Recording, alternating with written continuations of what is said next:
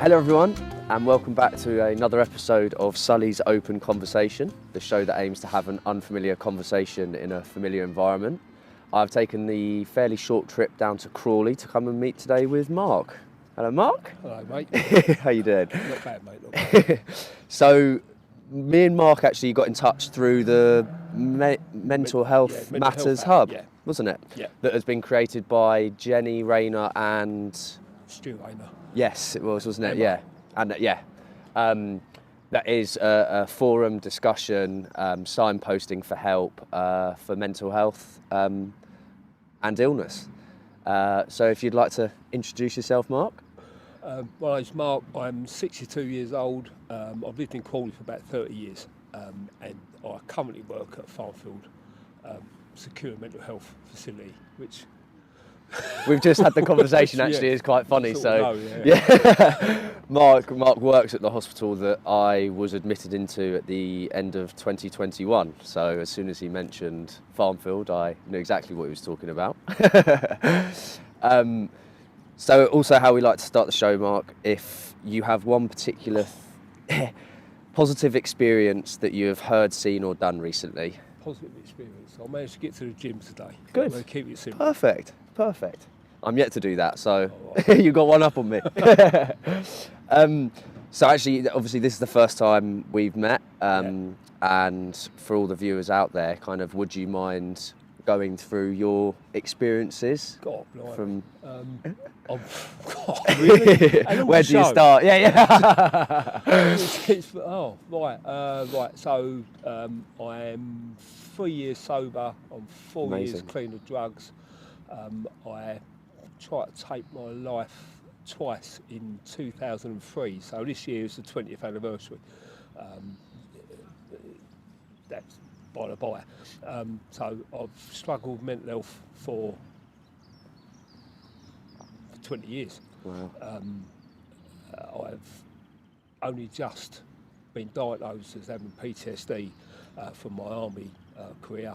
Wow. So I'm now getting under Op Courage, which is a National Health Veterans project. Oh, brilliant. Now I'm now getting specific therapy from that, which helps.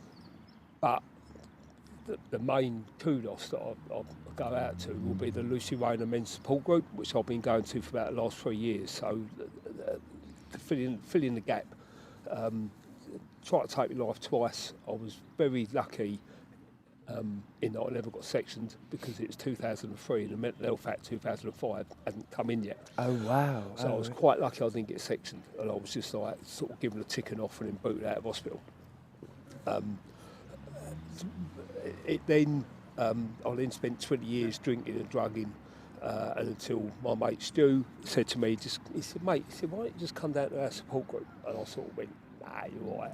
And he badgered me, and I eventually turned up one Tuesday night. I sat there for about 3 weeks on a trot, pissed, not saying anything, just like, this is nonsense. And then gradually, it's not like epiphany, but gradually, when people there are going through the same thing that you're going through, or same experience, or whatever it is, whether it's drink, drugs, mental health, whatever, you then start catching on, and you start going, there's something in this, there's something in there saying, and then you realise that you've got to it's very, there's no specific moment where you suddenly go, oh yeah, light bulb, that's it, I know exactly what to do now.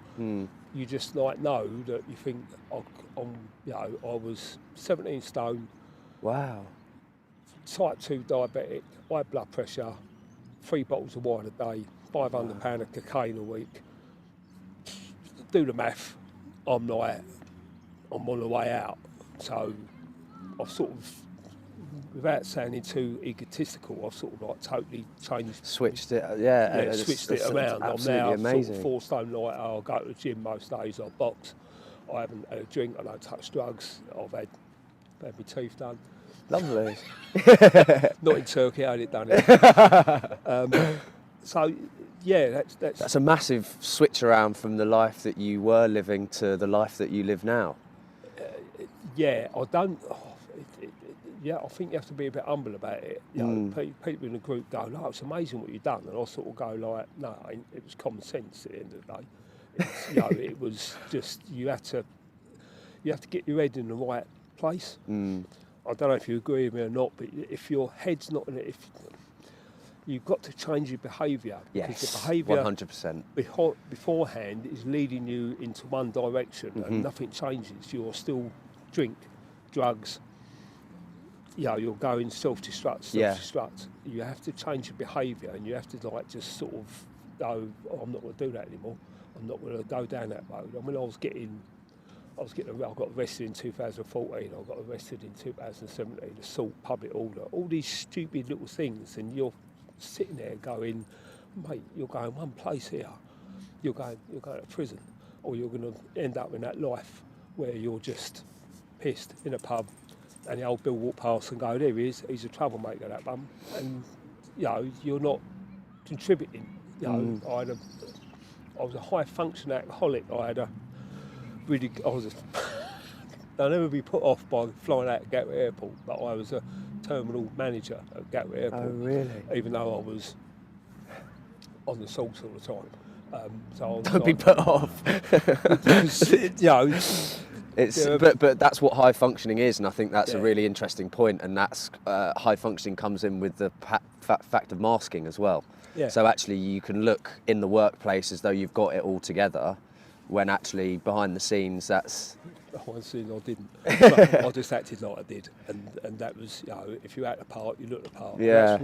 Most of it was just bluff, and I was like crying out inside, and that was the worst thing. Was crying out inside, and like no one could hear you, no one understood, and rightly so. Of course, no one understood because they had no idea what I was going through. But you was like crying out for like, "Please stop! I've got to stop this! I've got to stop this! I'm killing myself!"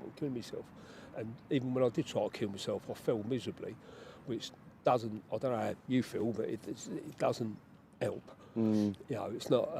It's not something that you sort of like go, "Oh well, I tried that, it didn't work, so I'll try something else." You just makes you feel worse at the end of the day. Yeah. And as again, I think it's been pointed out quite rightly, there is no help. There is nothing there. And I work in the mental health system with NHS patients, and we do our best for them. But sometimes I've got guys that come into my ward that really, they're just homeless. Not mental health patients, but they've got nowhere else to stick them. So they stick them in a mental health hospital, and you're sort of going like, "Really? Like, that's not going to help anyone." It's not, is it? And yeah. the people that do need help just literally That's then stopping them from getting the help that they need. Yeah, it's bed blocking, or they come in and we just medicate them. Yeah. And like, how can I put this? I believe therapy is better than medication. 100, yeah, that's what I always say. So medication, certainly for me, so I'm still on antidepressants, but it's very much a way of coping from day to day. Whereas the therapy has been the deep-rooted, long-term change that ultimately, and you were talking about your behaviours, and your behaviours are actually reflected in your thoughts. So when your thought process is so damaging, it's the therapy that allows you to change that thought process, to then allow you to change your behaviours. You have to understand what. So I didn't mean to butt in. No, go on. You have to. It's a bit like the Patari box. Your attitude reflects your behaviour, which reflects someone else's attitude, which reflects their behaviour. Exactly. You have to understand what's going on inside your head. You have to when people. The therapy I'm going through at the moment, I've done CBT, I'm now going through, I've done a light bulb course, I'm now going through one-to-one face-to-face therapy. Right. And once you start understanding how your brain works, your hippocampus, which is your memory bank in your brain, and you understand why you keep getting these flashbacks and why you keep getting these negative thoughts, because it all comes from a memory, childhood, adult, young adult, mature adult, whatever it is. That once you start understanding, you start joining the dots, and you go, "Fucking hell, that's why I do that." Exactly. That's why I do it. It's almost a revelation, isn't it? I won't do that. And you start understanding it. And once you start understanding it, then it doesn't become easier. But you just. But you're aware of it. Yeah, you have a logical way of thinking about it. 100, and it's interesting. So I've just started. So I've been diagnosed with complex PTSD, and I've just started rounds of EMDR therapy. Have you heard of rapid EMDR? eye movement. Exactly. Tapping your knee. Exactly. Yeah. So, like similar to your therapy, once you be able to understand what it's doing. So she's explained to me prior to actually doing the EMDR, she allowed me to understand exactly what it is with PTSD in the brain, because essentially what it is that such a traumatic event, and that could be either they call it big T, which is one large singular event, or they call them little T's, which is like multiple smaller events that lead into this big kind of trauma. And what happens in the brain is that, especially during sleep, so during our REM sleep, is when we are able to process the emotion of the memory and therefore store it as a memory rather than just an event. And what happens through trauma is that you can't reach the REM sleep in order to process that trauma into a memory and store it away. So it's still in your mind as this raw emotional event. Yeah. And that's where you get the flashbacks, that's where you get the feelings of re-experiencing it. So what EMDR does is it mimics the REM sleep to then put you in a position where you can then recite the trauma, process it emotionally, store it away as a memory, and then hopefully you're far better capable of handling that trauma later on. It's a bit, it's Jordan Peterson does some work on this, and he says, you're just, the memory is like a big pothole in front of you, and you don't want to go into that pothole, so you keep avoiding it. And avoidance is part of the problem, because if you keep avoiding it, you're not facing it head on. There's no dealing with it. It's still there. Yeah, you're just trying to find ways to distract yourself. You're just going around it and doing this, and I mean, it's. I'm an addictive personality, so I can quite easily get addicted. Well, I did quite easily get addicted to drink and drugs. And all I've done now is I've changed my addiction, so I'm now addicted to the gym. I haven't You shifted cured. it onto something more positive, though. Yeah, I've done it, but I'm still addicted to something. And that's what you've got to accept, and you've got to accept how you are and how you're built, and then try and work your way through life and navigate your way through life, with knowing that you are an addicted person and knowing that there are many pitfalls there. So you go, right, I don't smoke anymore, but I'm now addicted to a vape. The vape, yeah. It's better for you. It's shifting, but I've just shifted the addiction somewhere else, and that's like, something you've just got to cope with, really. And interestingly enough as well, they say there's a very strong link between addiction and trauma. So it's... I would imagine that's some people are addicted to trauma and drama, aren't they? and toxic relationships, and that's where a lot of stuff But comes that's from. exactly that. There was an episode last week where the girl was saying that one of her friends, she was in an abusive relationship, but because it's almost a show of affection, I suppose, in a strange way, that they get addicted to being treated like that and therefore can't leave the relationship. Any form of attention, good or bad, is a form of attention. So some people, and I'm not being judgmental here in any way, but some people will gravitate toward, be abusive or gaslighting, but they're getting attention. It's like a naughty little kid, they're still getting attention, so they're quite happy with that. Well, they're not happy with whether it, it's but good or bad. They're put up with that attention. It's probably our society. I feel guys like you personally, because I see so many guys your age coming into my ward, and I'm sitting there thinking, Christ Almighty, like, you know what I mean? People always used to. Forgive me for sounding old, but back in the day, young people didn't have mental health problems. It always used to be older people that seemed to get mental health problems, which is most probably dementia anyway, not a mental health problem. But now we're just getting so many guys that come into the ward, and they're 20, 30. We've got four new guys that come to the group. One of them's 18. Really? One's 19. One's 30. And you're sitting there thinking, like, oh, you should be living your best life. So what do you think has been the shift to mean that it started to become more prominent in younger age groups?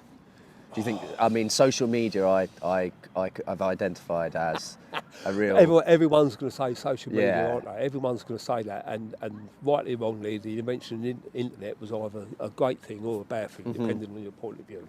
Put social media to one side. Young men,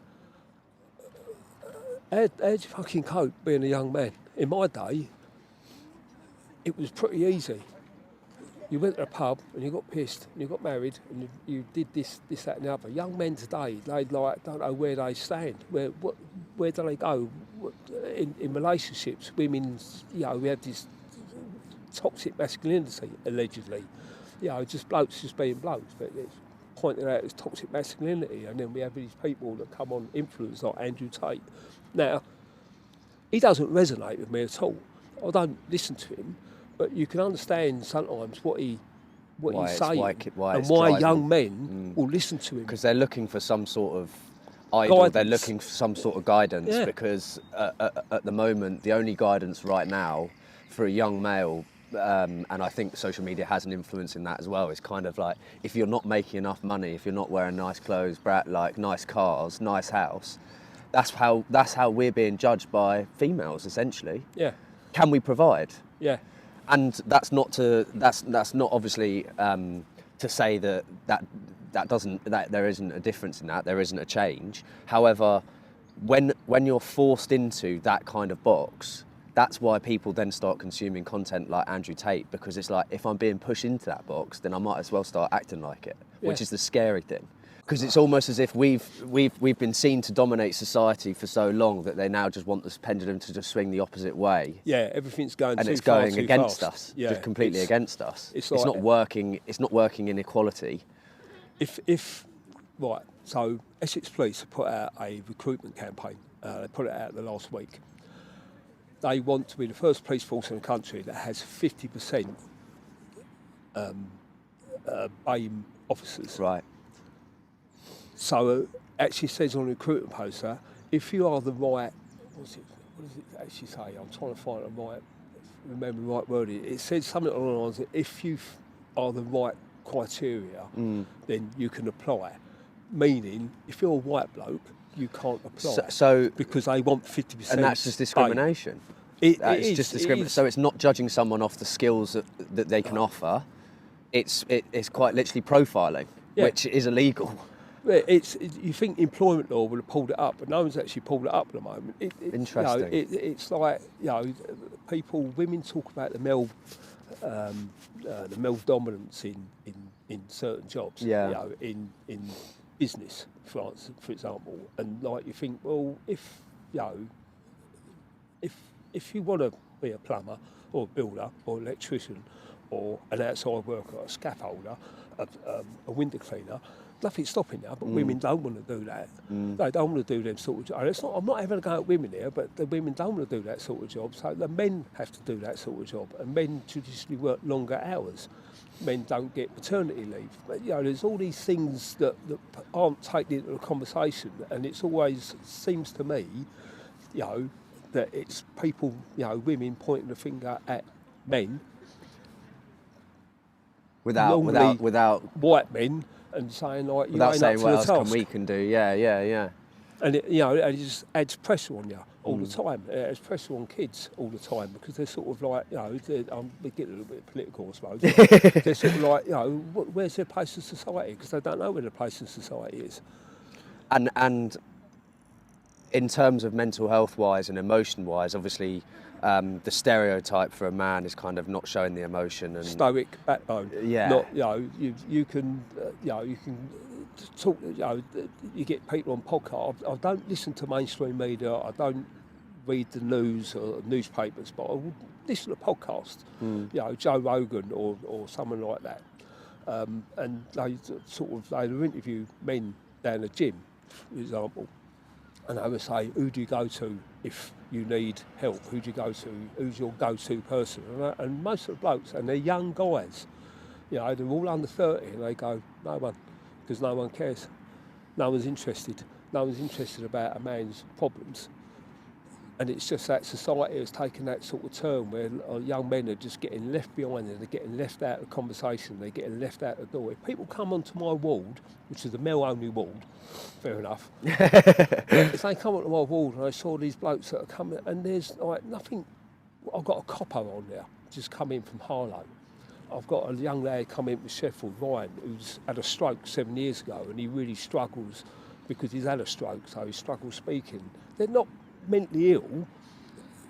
All they need, and I said to one of them, I said, all you need is a support group. If they had a support group, they wouldn't be in there, they wouldn't be sectioned, they wouldn't be trying to take their own life, because they'd have a support group with the WhatsApp. We have a WhatsApp chat that you can... there's 20, 30 guys in there. I do the Zoom meeting on a Monday night. There's a live face-to-face on a Tuesday night. So there's for the blokes in our group, there's loads of help and support there. Not everyone gets that, and that's what.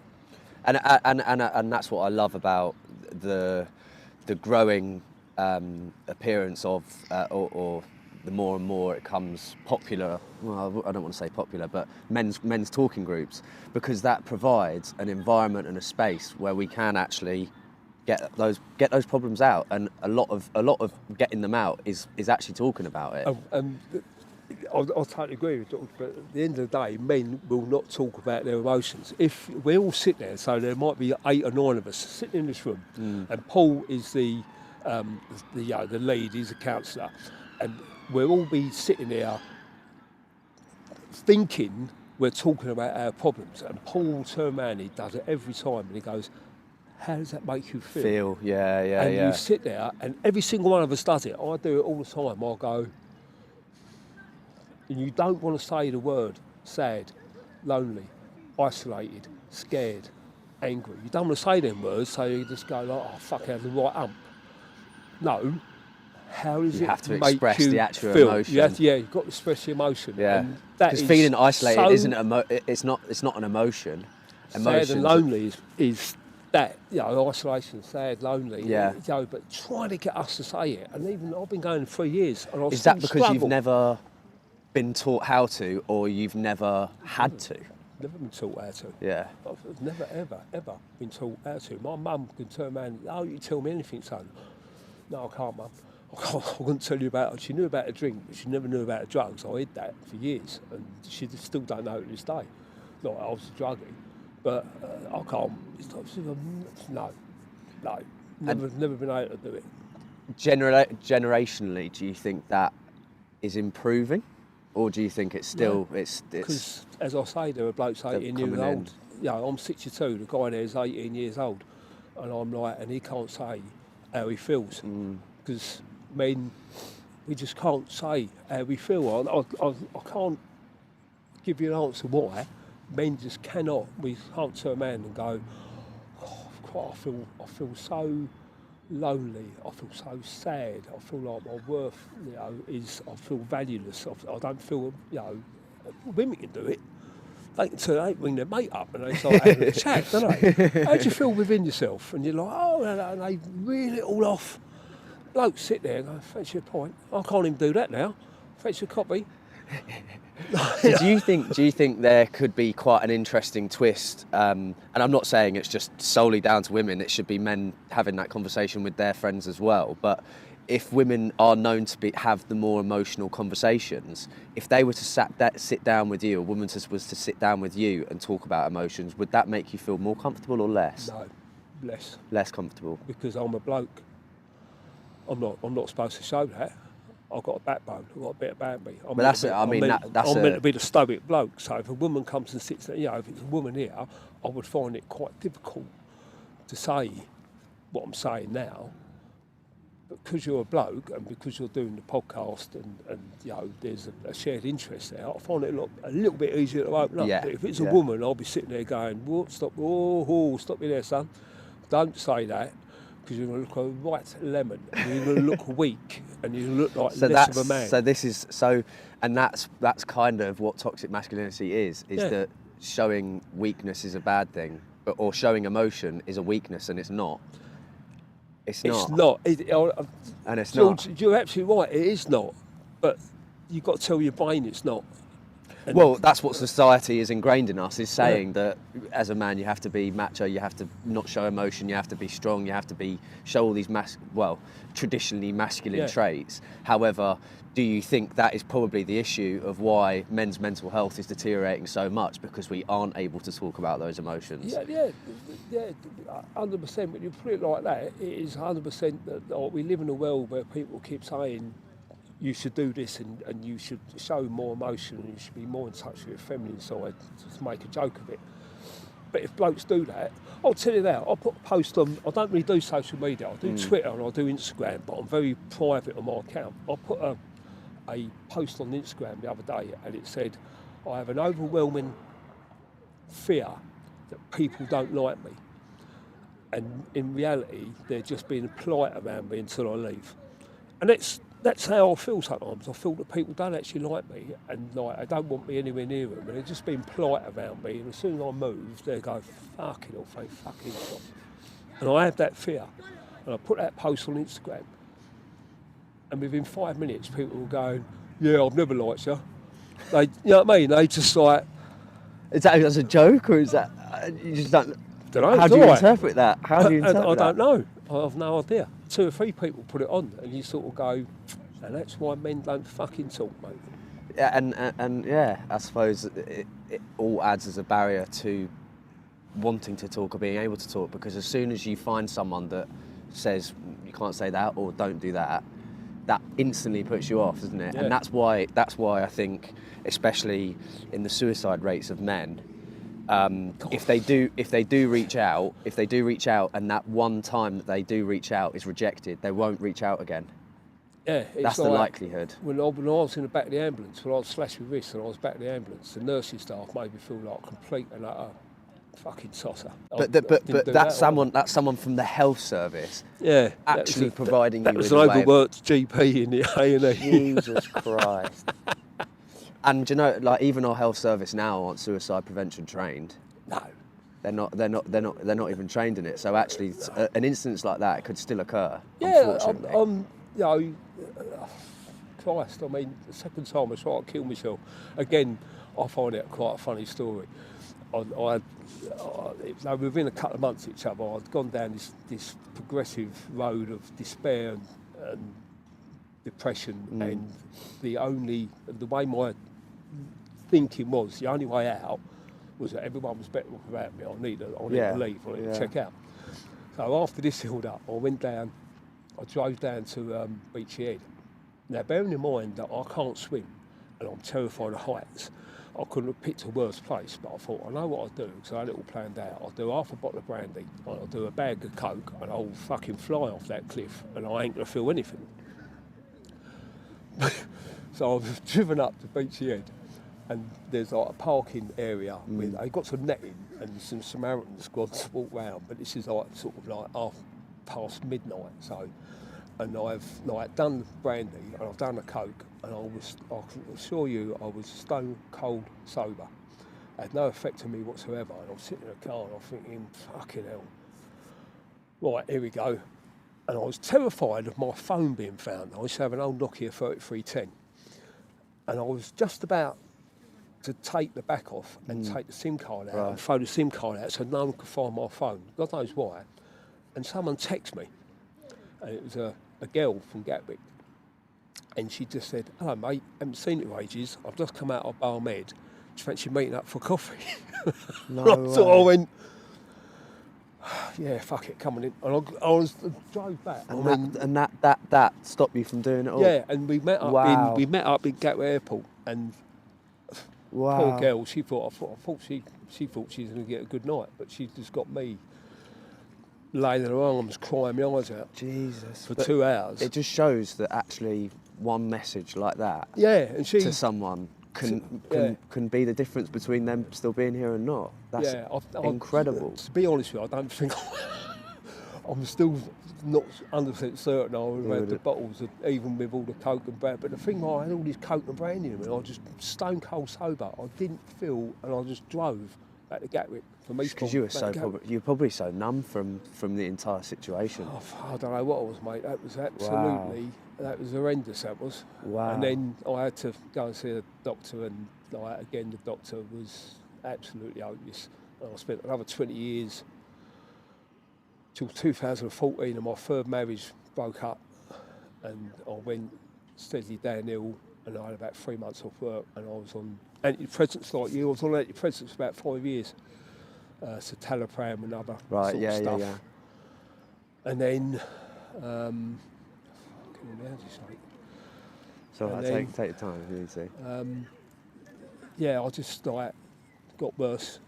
I wasn't getting better. And then I've got into the men's group, and I can't say it enough. That absolutely Change your life. It did. Wow. Did absolutely change my life. Yeah. Wow. It's, you know. And it was just from Stuart to Just Stu coming round, and he was working for Tesco's then, I think. He used to just pop round, and he was always, because me and Stu are army blokes, so we actually could talk to each other about stuff that normally blokes wouldn't talk to each other about. And I was like going about drinking gear and this, that, and other like that. And he said, mate, just come down to the group. And I did, and here we are. And you didn't even have to say anything for a few weeks. You just listened, and you were ready to kind of take part, that's... Yeah, it's sort of when I think that's the best thing to do. You shouldn't ever force yourself into a situation.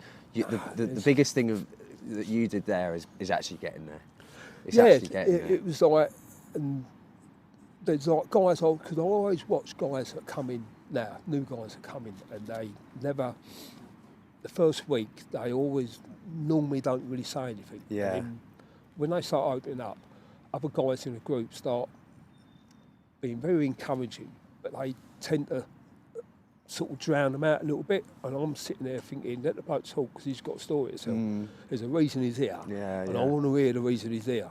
I don't want to hear you telling him. Interrupting. And that's not a criticism. No. Because they're doing it with best intent. But we've had a guy who's just come in the other day, and he's finished university, much the same as yourself, and he's very isolated, very lonely. And that's all he's really sort of said. So there's a lot more to come. Yeah, of course. And that's what I'm waiting for. And part of that is that, similar with you as well, that there's a lot more to come, but they'll talk about it when they're ready to. Yeah.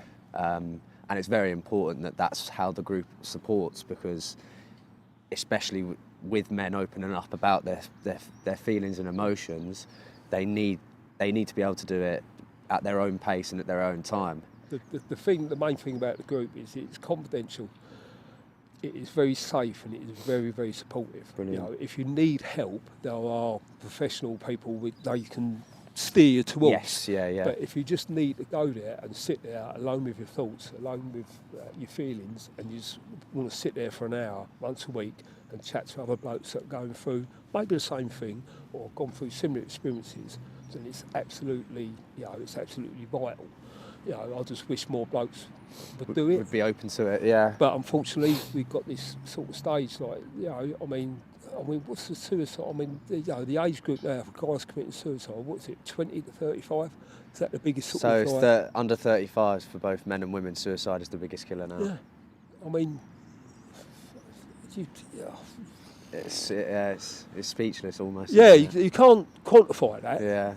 You really can't. It's just, it's an horrible situation, and I don't really know what the answer is. I'm just like, I'm just fucking fighting the man in the mirror. That's. But that, actually, to be totally honest, that's what you have to do in order to be able to help. If I'm totally honest, you have to have faced your demons and been able to become at peace, or at least know how to manage it, so that you can then help other people see the light as well. Yeah, I don't know. I think. Because I'm like, I still fight them every day. Every day I get up, I still want to drink, and it's been like 3 years. Yeah. I still want to drink. I've just got like sort of. It's a battle, but that's what can be so tiring. That's what can be so difficult about having mental illness or mental health problems. Is that it is an internal battle. That's ultimately what it is. It's. I don't know. I think you're asking more questions here, isn't it? It's really like, it's sort of alcoholics always like being an alcoholic or an addict. Some people don't consider it a mental health condition. It totally is. It totally is. I think it is because addiction is you're, a mental illness. Yeah, addiction but is a some mental people illness. don't see it. They just see it. They've got a drink problem. Just or see a it drug as problem. like, why would? And that's kind of the response when people say, well, why don't you just stop? And it's not as simple as and it's not as simple Just as that. stop. Yeah, Just say yeah, no. yeah. Exactly. Yeah, right, mate. Yeah. Exactly. And it's the similar when someone's depressed and they just say, well, just be happy. Like it's not that simple. It's not that simple. People do sort of come out with that advice. Yeah. They Well, go exactly. like, well, can't you just like think happy thoughts? Yeah. Well, would I'll if do I that. could. Actually, that would really work, wouldn't it? No, I'll just lay here thinking happy thoughts for 12 hours. That's going to spin me right out of that, Mum. Thanks very much, love. Were your parents supportive of you when you went through all your... They were, yeah. And support networks are an incredibly vital part of being able to really get better. I think is that you need people around you to say that you can do this. We support you. Of course, it's a shock because I always say that they aren't medically or professionally trained to help with mental illness. So all they could kind of offer is their love and support, and then ways that I could get help. And that's the massive part of support, and that's what people have to realise is that you won't necessarily be capable of helping them out of it, but you can guide them to a place that will help them.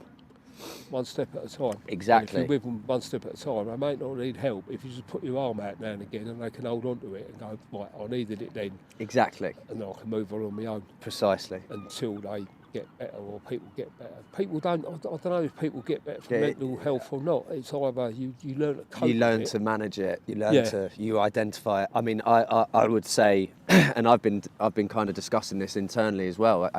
Am I getting better or am I just learning how to manage it better? And I would happily say the suicidal thoughts have subsided a lot. That's such a good question. A lot. That is such a good question. Do you just manage it better? Because grief, there. I mean, grief especially, grief just doesn't get any smaller. You just learn better ways of managing it and handling it and coping with it. See, someone said to me the other day, or I read somewhere the other day, that grief is just love that you can't show anymore because that person's gone. And I thought, wow. You know what? That sounds quite good to me because obviously Lucy, killed herself 10 years ago. Now I don't have a particularly close family, and I don't have any relationship with my son. So I can't imagine what Stu goes through. I can't imagine what it's like to lose a child that you love that much. I really how he copes every day. I've such admiration for him. I really do. I can't, I just can't fathom it. I can't understand because I think the only person it's a different level is my mum. It's a different level of strength and resilience. And and he does. He goes, don't get me wrong. He has your time where he has a bit of a, sit there and cry or whatever. Fair enough, mate. You fucking talk to him. Yeah. You know what I mean? Exactly. No, it's soft here, but a lot of the time he's just really good.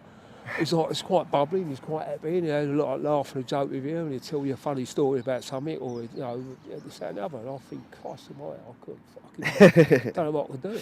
It's incredible, isn't it? It's incredible. It really is. We're almost getting time to finish. Sorry, I've bored you. No, not at all. Not at all. It's actually been a fabulous conversation and thank you so much for everything that you've shared and all your insights. And it would be incredibly valuable to people that watch and listen to this. So the last thing that we... What do you mean watch? Watch. I'm on camera. You're on camera? Did you not notice that entire time? You've got a phone, but you're not filming it, are you? Oh my God. That's even worse. Really? So that they got... Fucking right. So to finish on, if there's one particular technique that you use to stay mindful and to stay present, what would that be? People get sick and tired of me saying this. This is my mantra. This is what I live by. And Flick, my boxing coach, will know exactly what I mean by this. You go to war with a man in the mirror and you don't come back to your fucking win. And every day I get up and all you've got to be is the best version of that person in the mirror. Forget everything else. Lovely, yeah. Everything else peripheral, forget it. That bloke there. It's the only person you've got to beat is that bloke there. Because the only person who wants to drink is that bloke there. The only person who wants to take drugs and have negative thoughts and be an absolute twat is that bloke there. And that's all you've got to do. Just fight him, and the rest of it will fall into place. The rest of it will, it's not your rest of life's going to be gravy, but the rest of it will fall into place. Beat him, because it's only you Well said. does it to you. Well said. Oh, Very well thanks. said. It's been an absolute pleasure, Mark. And Thank you too. so Thank much. very Thank you much. so Thanks much. for filming me. And thank you all for watching and listening. We'll see you next time on Sully's Open Conversation. Goodbye.